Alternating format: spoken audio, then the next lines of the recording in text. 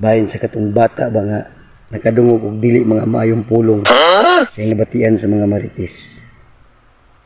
Nagisgot og mga kanang dili angayan untay istorya, pero ang bata kay blind lagi, wa kabalo. Dili silang balay. Dili silang balay og nangutana siya nga amahan. Ingon ang bata nga, "Tay, unsa din ang habal?"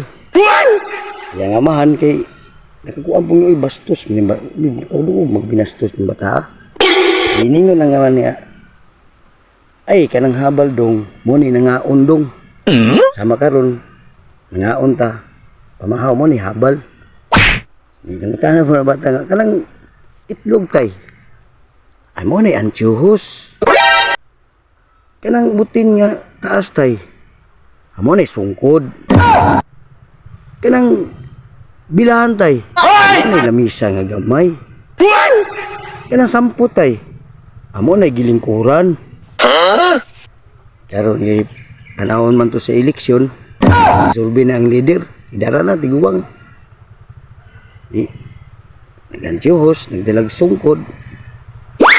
Nangutana siyang sa bata ang leader nga, "Asa day mong papa dong?" Tuwa sa kusina kol, naghabal. Parang di na mo na maganda. Leader nga, ikaw bastos mo ng bataan eh. Di, anak mo din bata nga, "Kol, lingkuri sa nang lupot da kol, ay lubot da kol." Di, ang sa bastos yun ng bataan eh, lingkod ang leader. At gibut tanggal niya yung tiyuhos, gibutang sa may lamisang gamay, niya yung baston, iya pong butang patong dito.